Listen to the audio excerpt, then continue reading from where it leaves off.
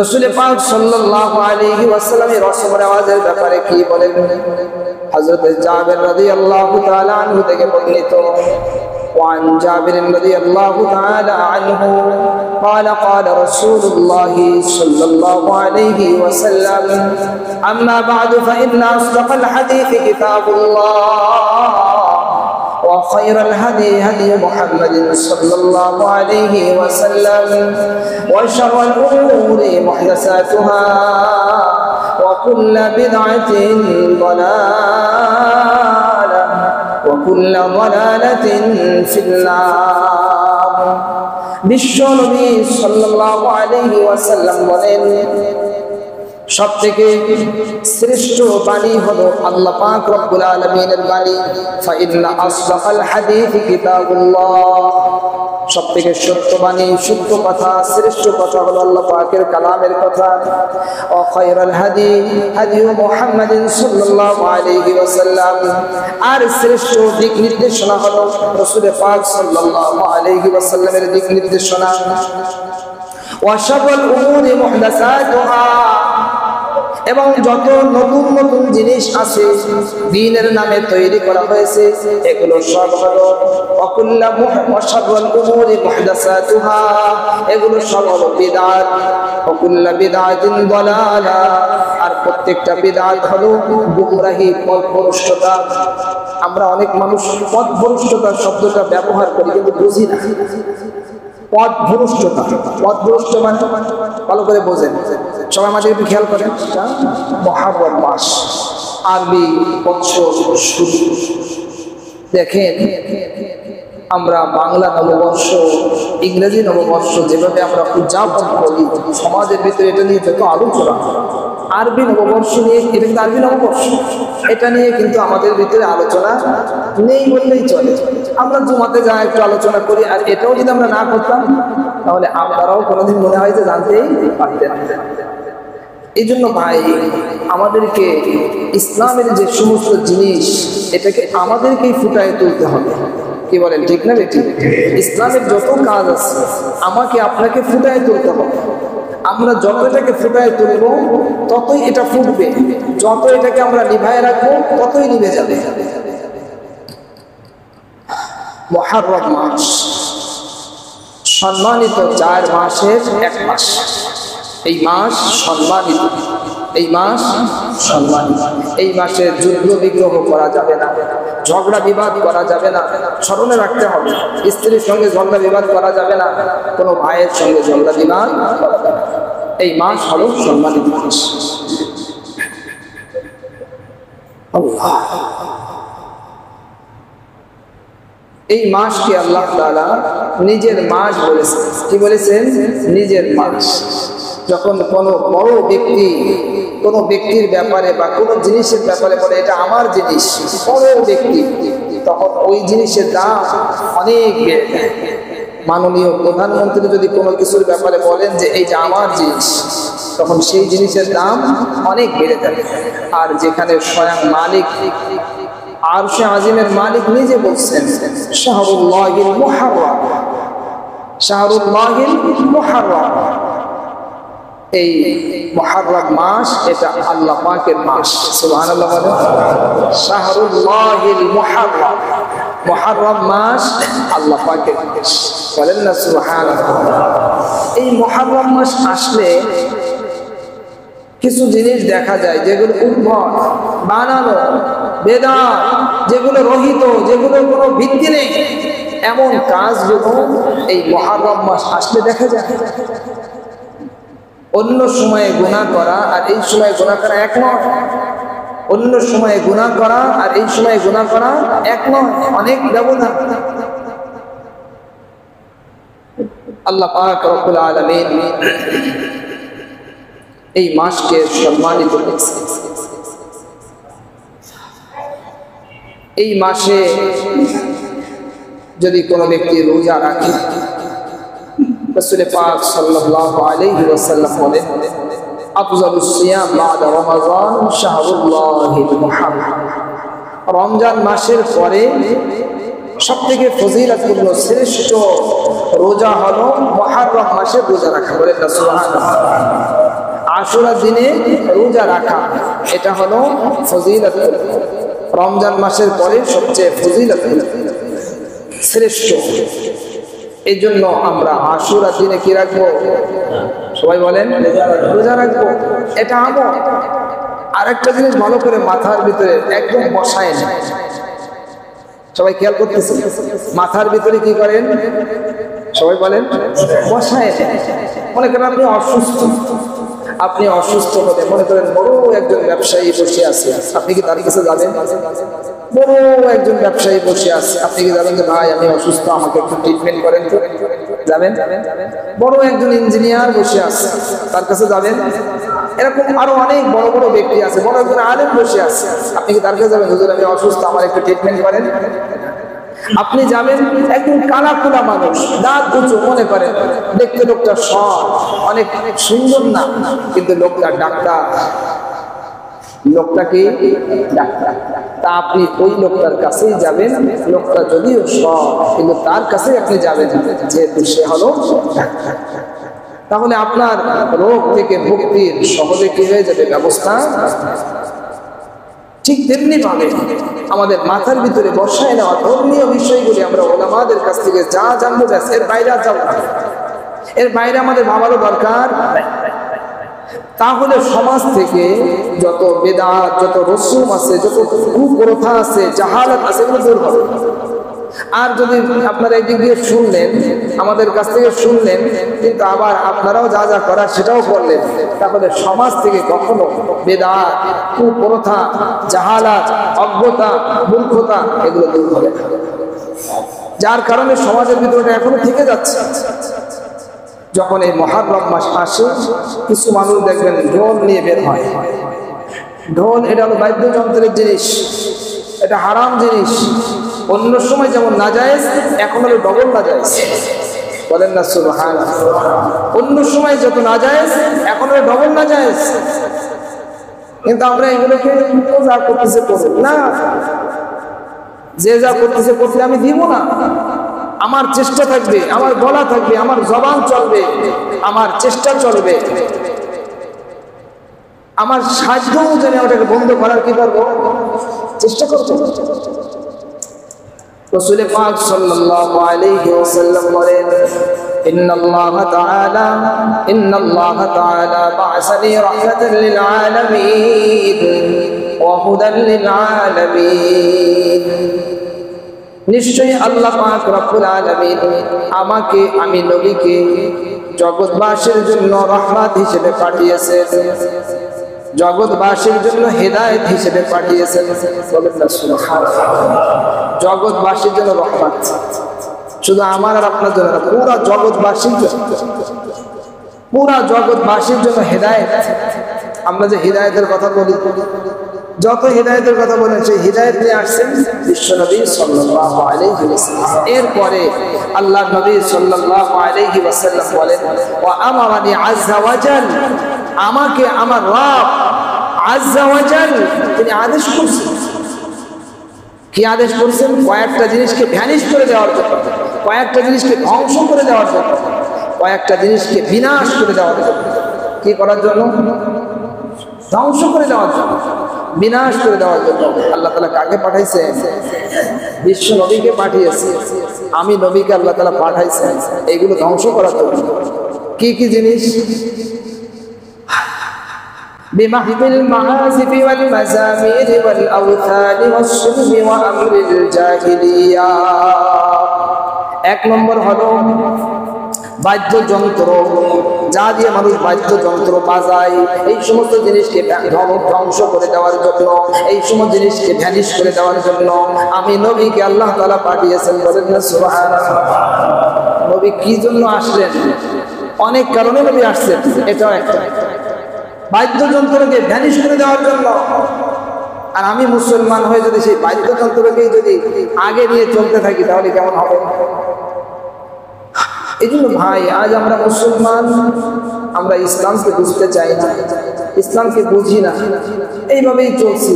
সামনে একটু পরেই কম, একটু পরেই কম, আপনার আমার প্রত্যেকটা মানুষের সামনে প্রথম যে ঘাটি কবর আসতেছে।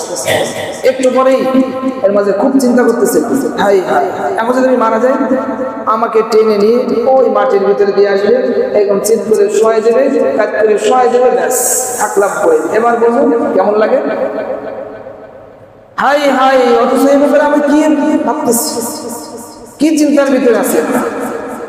এই জন্য ভাই খুব চিন্তা করার বিষয়। নবীজি সাল্লাল্লাহু আলাইহি ওয়াসাল্লাম যে কাজ নিয়ে আসছেন ওটা আমারও কাজ, ওটা আমার বিষয়। আমি যদিও না পারি, এটা আল্লাহ তাআলা দেখবেন। আমার চেষ্টা, আমার হৃদয়, আমার চিন্তা ভাবনা, আমার ফিকির, এটা আল্লাহ তাআলা দেখবেন। হযরত নূহ নবী 950 বছর মেহনত করেছেন, 6 বছর, কিন্তু উম্মত শুনে নাই, মাত্র 82 জন। কয়জন? মাত্র 82 জন। কিন্তু এই জন্য নূহ নবীকে আল্লাহ তাআলা দায়ী করবেন না। কেন ওরা শুনলো না? নবীর দায়িত্ব ছিল খালি বলা, চেষ্টা করা, চেষ্টা করা। দাউতু কওমি লাইলা ওয়া নাহারা, আমি আমার উম্মতকে ডেকেছি দিনের আগে, সমানে ডাকছি। আর আমি যত ডাকি ওরা আমার থেকে তত খালি ভাগতে থাকে। আমি ডাকতে গেলে ওরা খালি ভাগে আর ভাগে। 1 নম্বর হলো নবীজি সাল্লাল্লাহু আলাইহি ওয়াসাল্লামকে আল্লাহ তাআলা আদেশ করেছেন, নবী আপনি ধ্বংস করে দিবেন, বাদ্যযন্ত্রকে ভেঙে চুরে একদম ভ্যানিশ করে দিবেন। 2 নম্বর হলো ওয়াল আওথান, মূর্তিকে ভেঙে আপনি চুরমার করে দিবেন। এরপরে ওয়াসুলবি ওয়া আমরিল জাহিলিয়া, পুরুষ যে চিহ্ন আছে খ্রিস্টানদের পুরুষ চিহ্ন, আমি নবীকে আল্লাহ তাআলা পাঠিয়েছেন এই পুরুষ চিহ্নকে ভেঙে চুরমার করে দেওয়ার জন্য। এরপরে হলো ওয়া আমরিল জাহিলিয়া, মূর্খতা যুগের যত কুপ্রথা আছে, মূর্খতা যুগের যত কুপ্রথা আছে, রসম রেওয়াজ আছে, এই সমস্ত রসম রেওয়াজকে আমি নবীকে আল্লাহ তাআলা পাঠিয়েছেন, আদেশ করেছেন এগুলো ভেঙে চুরমার করে দেওয়ার জন্য। বলেন না সুবহানাল্লাহ। এই জন্য আমাদেরকে খুব খেয়াল করতে হবে। প্রত্যেক বছর তো মুহররম মাস আসে, মুহররম মাস আসলে কিছু মানুষ ওইগুলো নিয়ে তৈরি হয়, আপনি দেখতেও যাবেন না।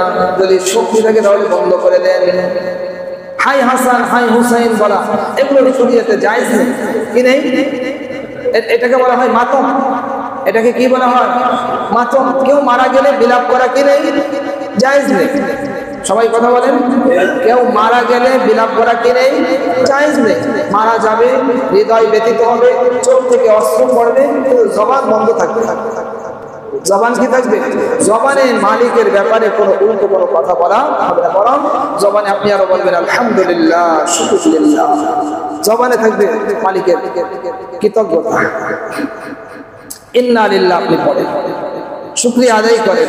মালিকের যেটাই সিদ্ধান্ত সেটাই, এখানে থাকা যাবে না, মালিক তো আগেই বলেছে। এই জন্য যে সমস্ত রসম রেওয়াজ আছে, এই সমস্ত রসম রেওয়াজকে দূরে নিক্ষেপ করে দেওয়া। রাসূল পাক সাল্লাল্লাহু আলাইহি ওয়াসাল্লাম রসম রেওয়াজের ব্যাপারে কি বলেন? হযরত জাবের রাদিয়াল্লাহু তাআলা আনহু থেকে বর্ণিত, وعن جابر رضي الله تعالى عنه قال قال رسول الله صلى الله عليه وسلم أما بعد فإن أصدق الحديث كتاب الله وخير الهدي هدي محمد صلى الله عليه وسلم وشر الأمور محدثاتها وكل بدعة ضلالة وكل ضلالة في النار। বিশ্ব নবী সাল্লাল্লাহু আলাইহি ওয়াসাল্লাম বলেন, সবথেকে শ্রেষ্ঠ বাণী হলো আল্লাহ পাক রব্বুল আলামিনের বাণী। ফাইন্না আসদাকাল হাদিস কিতাবুল্লাহ, সবথেকে সত্য বাণী, সত্য কথা, শ্রেষ্ঠ কথা হলো আল্লাহ পাকের কালামের কথা। ও খায়রুল হাদি হাদি মুহাম্মাদিন সাল্লাল্লাহু আলাইহি ওয়াসাল্লাম, আর শ্রেষ্ঠ দিক নির্দেশনা হলো রাসূল পাক সাল্লাল্লাহু আলাইহি ওয়াসাল্লামের দিক নির্দেশনা। ওয়া শাররুল উমুরি মুহদাসাতুহা, এবং যত নতুন নতুন জিনিস আছে দ্বীনের নামে তৈরি করা হয়েছে এগুলো সব হলো এগুলো সব হলো বিদআত, বিদআতিন দালালা। আর প্রত্যেকটা বিদআত হলো গুমরাহি, পথভ্রষ্টতা। আমরা অনেক মানুষ পথভ্রষ্টতা শব্দটা ব্যবহার করি কিন্তু বুঝি না। পথভ্রষ্টতা, পথভ্রষ্ট মানে ভালো করে বোঝেন, সবাই আমাদের একটু খেয়াল করেন। আপনার বাসা মনে করেন এই এখান থেকে সামনে বামে যে একটা গলি, 3টা বাড়ির পরে আপনার বাসা। আপনার বাসাটা মসজিদ থেকে বাম দিকে, এটা হলো আপনার জন্য আপনার বাসার পথ, এটা হলো সঠিক পথ। কিন্তু আপনি এই মসজিদ থেকে বের হয়ে সোজা যাওয়া শুরু করছেন পূর্ব দিকে। এই আপনি কি যত ওই দূরে যাচ্ছেন এটা একটা পথ, এটা পথ না পথ না, এটা পথ, কিন্তু এই পথটা আপনার বাসায় নিচ্ছে। আপনি এইখান থেকে যত ওদিকে যাবেন আপনার বাসার থেকে খালি দূরেই যাচ্ছে। আপনি আপনার সেই পথে আপনি নেই, আপনার বাসার পথে আপনি নেই। এটাকে বলা হয় পথভ্রষ্ট। সঠিক যে ইসলামের পথ সেই পথ থেকে সরে যাওয়া, এটাকে বলা হয় পথভ্রষ্টতা। পথভ্রষ্ট মানে সে পথকে ভুলে আর একদিকে যাচ্ছে। যত দ্বীনের নামে এরকম কুপ্রথা আছে, বিদআত, এগুলো সব হলো গুমরাহি। নবী সাল্লাল্লাহু আলাইহি ওয়াসাল্লাম বলেন ওয়াকুল্লু দালালাতিন ফিন্নার।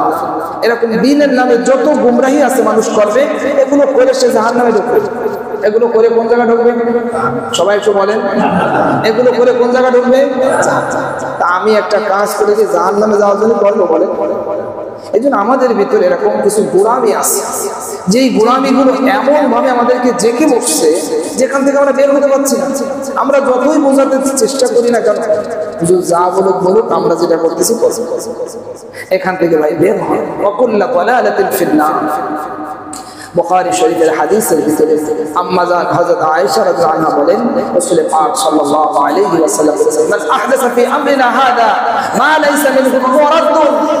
আমার দ্বীনের ভিতরে যেই জিনিসটা নতুন করে তৈরি করা আছে, আমি নবী বলি নাই, সাহাবীরা করেন নাই, তাবেঈরা কেউ করেন নাই, এরকম কোন কাজ যদি তৈরি করা হয় ফাহুয়া রাদ্দুন, সেটা প্রত্যাখ্যানযোগ্য, সেটা প্রত্যাখ্যাত, সেটা পাপ, ওটা চলবে না। তুমি যেটা বাদ দিতে হচ্ছে।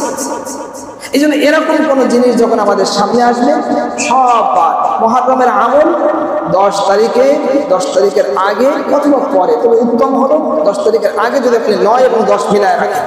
রাসূল পাক সাল্লাল্লাহু আলাইহি ওয়াসাল্লামের হাদিসের ভিতরে বলছেন আমি যদি আগামী বছর বেঁচে থাকি তাহলে 10 তারিখের সঙ্গে 9 তারিখকে মিলায় একটা রোজা রাখবো, 2টা রাখবো। কেন? হে আল্লাহ, এখানে একটা জরুরি কথা। রাসূল পাক সাল্লাল্লাহু আলাইহি ওয়াসাল্লাম হিজরত করে যখন মদিনায় গেলেন, কোথায় গেলেন? মদিনায় হলো ইহুদিদের বসবাস ছিল। মদিনায় কাদের বসবাস? ইহুদিদের বসবাস। ইহুদিরা হলো হযরত মূসা আলাইহিস সালাতু ওয়াস সালামের অনুসারী, কিন্তু ওরা পরবর্তীতে ওরা মূসা আলাইহিস সালামের সেই যে দিক নির্দেশনা সেটা আর মানে নাই। মূসা আলাইহিস সালাতু ওয়াস সালাম বলে গেছেন এই আমার পরে একজন নবী আসবেন, সেই নবীকে বলে তার অনুসরণ করবা। কিন্তু ওই নবী যখন আসছেন নবীর বিরোধিতায় লেগে পড়ছে। বলেন কি হয়? নবীর বিরোধিতায় লেগে পড়ছে, নবীকে মানে না। রাসূল পাক সাল্লাল্লাহু আলাইহি ওয়াসাল্লাম যখন মদিনায় গেলেন ইহুদিদেরকে জিজ্ঞাসা করলেন কি ব্যাপার, তোমরা আজকে রোজা রাখতেছো, ব্যাপারটা কি? ইহুদিরা বলল মুহররম মাসের 10 তারিখে, মুহররম মাসের 10 তারিখে যাকে আশুরা বলা হয়, মুহররম মাসের 10 তারিখে কি বলা হয়? আশুরা। আশের মানে 10, আশুরা মানে 10। এই মুহররম মাসের 10 তারিখে আল্লাহ তাআলা ফিরাউনকে ধ্বংস করেছেন। মূসা আলাইহিস সালাম এবং বনি ইসরাইলকে আল্লাহ তাআলা ফিরাউনের সেই কঠিন শাস্তি থেকে হেফাজত করেছেন। এই জন্য আমরা শুকরিয়া আদায় করে আমরা এই দিনে রোজা রাখি। বলেন না সুবহানাল্লাহ। রাসূল পাক সাল্লাল্লাহু আলাইহি ওয়াসাল্লাম বললেন তোমরা যদি রোজা রাখো, আমি নবী আর মূসা নবী আমরা তো একই শ্রেণীর মানুষ, একই সুতায় আমরা গাঁথা। আমি তো বেশি হকদার মূসা আলাইহিস সালাতু ওয়াস সালামের সঙ্গে, তাই আমরাও কি রাখবো? রোজা রাখবো।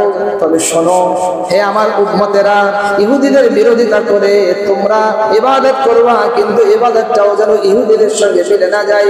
ওরা একটা রোজা রাখে, তোমরা 2টা রোজা রাখবা। আমলের ক্ষেত্রেও যেন মিলে না যায়, খুব খেয়াল করেন ভাই, খুব খেয়াল করার বিষয়। এটা অত্যন্ত সূক্ষ্ম কথা। আমলের ব্যাপারে আপনি একটা আমল করবেন, সেই আমলটাও যেন ইহুদি আর খ্রিস্টানের সঙ্গে মিলে না যায়, তাহলে সেখানে পোশাক পরিচ্ছদ, ঘর বাড়ি, ব্যবসা বাণিজ্য কোনো কিছু মিলার কোনো সুযোগ সবসময় খেয়াল রাখতে হবে। কারণ আমাদের নবী সাল্লাল্লাহু আলাইহি ওয়াসাল্লাম যে জিনিস নিয়ে আসছেন সেরা, সবচেয়ে সেরা। এই 10 দিন একটা বিষয় পড়ছি, একটা লম্বা বিষয়, আপনাদেরকে সামনে যদি সুযোগ আল্লাহ তাআলা দেন আপনাদেরকে বলবো। নবীজি সাল্লাল্লাহু আলাইহি ওয়াসাল্লাম রাহমাতুল লিল আলামিন কিভাবে, আমরা জানি যে নবী সাল্লাল্লাহু আলাইহি ওয়াসাল্লাম রাহমাতুল লিল আলামিন, কিন্তু কিভাবে রাহমাতুল লিল আলামিন এটা বিস্তারিত আমরা জানি না। ভাবছি সামনে আপনাদেরকে এই বিষয়টা যদি আল্লাহ তাআলা সুযোগ দেন বলবো ইনশাআল্লাহ। তখন আপনি অনুভব করবেন রাসূল পাক সাল্লাল্লাহু আলাইহি ওয়াসাল্লাম কেমন রাহমাতুল লিল আলামিন, কি রহমত নিয়ে আসছেন। তখন আপনি বুঝতে পারবেন যে আমি তাহলে আমার সেরা জিনিস ছেড়ে আমি ওই নিম্নমানের জিনিসের দিকে কেন যাব। তখন আপনি আর নিম্নমানের জিনিসের দিকে আর যাওয়া পছন্দ করবেন না। রাসূল পাক সাল্লাল্লাহু আলাইহি ওয়াসাল্লাম বললেন, হে আমার উম্মতেরা, তোমরা ইহুদিদের সঙ্গে বিরোধিতা করবা, তোমরা ওদের আমলের সঙ্গে তোমাদের আমল যেন মিলে না যায়, তাই তোমরা কি করবা, 2টা রোজা রাখবা। এই বিষয়ে এই দিনে আরো অনেক কিছু বলছে, এরকম অনেক কথা আছে যেগুলো আসলে অনেক কথা আছে, এই হবে, ওই হবে, ওই হবে, ওই হবে, ওই হবে, এরকম অনেক, এরকম বহু কথা আছে, এগুলো সবকে বানোয়াটি কথা, বহুত কথা আছে। তবে এই দিনে মূসা আলাইহিস সালাতু ওয়াস সালামকে আল্লাহ তাআলা ফিরাউনের কবল থেকে হেফাজত করেছেন, বলেন না সুবহানাল্লাহ। আল্লাহ পাক রব্বুল আলামিন মূসা আলাইহিস সালাতু ওয়াস সালামের আলোচনা, কালামে পাকের একটা লম্বা আলোচনা করেছেন। তার কারণ এখানে আল্লাহ তাআলা অনেক কিছু দেখিয়েছে। মূসা আলাইহিস সালাতু ওয়াস সালামের আলোচনা শুনলে একজন ঈমানদারের ঈমান আরো বেড়ে যায়, আরো মজবুত হয়, সে তখন সাহস পায়। ফিরাউন কতভাবে কষ্ট দিয়েছে, ফিরাউন কি করতো আপনাদের অনেক কিছুই জানা আছে। পুত্র সন্তানদেরকে শেষ করে দিতে আর কন্যা সন্তানদেরকে রেখে দিতে, এইভাবে আল্লাহ তাআলা তাকে বাড়ার সুযোগ দিয়েছে, আল্লাহ তাআলা তাকে বাড়তে দিয়েছে। বাড়তে বাড়তে অনেক বাড়ছে। আল্লাহ তাআলা মূসা আলাইহিস সালাতু ওয়াস সালামকে বলেন যে মূসা, আজকে রাতের বেলা তোমার কওমকে নিয়ে, বনি ইসরাইলকে নিয়ে তুমি আজকে বের হয়ে পড়বা। মূসা আলাইহিস সালাতু ওয়াস সালাম বের হয়ে পড়ছে। যাইতে যাইতে সামনে সাগর বেড়ে গেছে, এখন যাবে কি করে? মূসা আলাইহিস সালাতু ওয়াস সালামের কওম যে বনি ইসরাইল অত্যন্ত পেঁচানো, সোজা পথের লোক না। কি পথের লোক না? সোজা পথের লোক না, খালি পেঁচানো, অত্যন্ত পেঁচানো। হযরত মূসা আলাইহিস সালাতু ওয়াস সালাম যখন সাগরের পাড়ে যখন চলে গেছেন, এদিক দিয়ে ফিরাউন ও তার দলবল নিয়ে আসতেছে। ফালাম্মা তারা, যখন উভয় দল একজন আরেকজনকে দেখতে থাকলো, ফিরাউনের বাহিনী তারাও দেখতেছে, মূসা আলাইহিস সালাতু ওয়াস সালাম কওমের লোকরাও দেখতেছে, ফিরাউন তার বিশাল বাহিনী নিয়ে আসতেছে। আর ফিরাউনের ভয়ে তো তাদের হৃদয় আগের থেকে ভয়ে কম্পমানই ছিল। তখন মূসা আলাইহিস সালাতু ওয়াস সালাম তারা বলল, মূসা, আমরা তো ধরা পড়ে যাব। ইন্না লামুদরাকুন ক্বালা কাল্লা ইন্না মাই রাব্বি সায়াহদিন। মূসা আলাইহিস সালাতু ওয়াস সালাম বলেন, কখনো নয়। সুবহানাল্লাহ বলেন, কাল্লা, কখনো নয়। কারণ আমি এখানে স্বেচ্ছায় যাচ্ছি না, আল্লাহ আমাকে দেখতে বলছে। সুবহানাল্লাহ বলেন। আল্লাহ, আপনি কালামে পাক যত পড়বেন আপনার ঈমান বাড়বে, আরো ধ্যানের সঙ্গে পড়েন। তাই মুসলমানের প্রত্যেক ঘর ঘর কালামে পাকের তিলাওয়াত এটা বেশি বেশি হওয়া দরকার। আল্লাহ পাক রব্বুল আলামিন ওহির মাধ্যমে জানালেন, মূসা, তুমি তোমার লাঠি দিয়ে একটা বাড়ি লাগাও। নদীর উপরে যেই, সাগরের উপরে যেই বাড়ি লাগাই দিল, আল্লাহ পাক রব্বুল আলামিন বিশাল বিশাল রাস্তা তৈরি করে দিলেন। বিশাল রাস্তা তৈরি হয়ে গেল। মূসা আলাইহিস সালাতু ওয়াস সালাম কওমের লোকদেরকে নিয়ে ঢুকছে। ঢোকার পরে আল্লাহ তাআলা তাদেরকে পার করে দিলেন। ওয়া আনজাইনা মূসা ওয়া মান মা'হু আজমাইন সুম্মা আগরাকনাল আখারিন। ছোট্ট কথাই গল্প শেষ। মূসা আলাইহিস সালাতু ওয়াস সালাম তার সঙ্গী যারা তাদেরকে পার করে দিলেন। ওয়া আগরাকনাল আখারিন সুম্মা আগরাকনাল আখারিন। এরপরে দ্বিতীয় যারা ঢুকলো, ফিরাউন আর তার দলবল যারা ঢুকলো, তাদেরকে আল্লাহ তাআলা সমুদ্রের ভিতরে সুবায় সুবায় মাছ। আল্লাহ তাআলা কালামে পাকের ভিতরে দুই জায়গায় দুইটা আয়াত বলছে, ওয়াদাল্লা ফিরআউন কওমাহু ওয়া মা হাদা, ফিরআউন তার কওমের লোকদেরকে সঠিক পথ দেখায়নি। ওয়াদাল্লা ফিরআউন কওমাহু, তার কওমদেরকে ওয়াদাল্লা সে গোমরাহ করছে, পথভ্রষ্ট করছে, সঠিক পথে না গিয়ে আরেক পথে নিয়ে গেছে। ওয়া মা হাদা, তাদেরকে সঠিক পথ দেখায়নি। অন্য আয়াতের ভিতরে আল্লাহ তাআলা বলেন, ওয়াজআলনাহুম আইম্মাতান ইয়াদউনা ইলান নার, এদেরকে আমি নেতা বানাইছি, কিন্তু এরা মানুষদেরকে জাহান্নামের পথ দেখাইছে। ওয়াজআলনাহুম আইম্মাতান ইয়াদউনা ইলান নার ওয়া ইয়াওমাল কিয়ামাতি লা ইনসার, কিয়ামতের দিন তাদেরকে সাহায্য করা হবে না। এইজন্য আমরা একটা 3 জনের নেতা, একটা পরিবারের নেতা, আরো 5 জনের নেতা, 10 জনের নেতা, আমি মসজিদে আপনাদের নেতা, এভাবে আমরা প্রত্যেকেই নেতা, ছোট্ট জায়গার নেতা, বড় জায়গার নেতা। আমাদের দায়িত্ব হলো আমাদের যারা অনুসারী থাকবে তাদেরকে সঠিক পথ দেখানো, সঠিক পথের কথা আমরা অবশ্যই বলব। এবং আমরা আশুরার দিনে একদিন আগে এবং অথবা একদিন পরে 2 দিন মিলে আমরা রোজা রাখবো।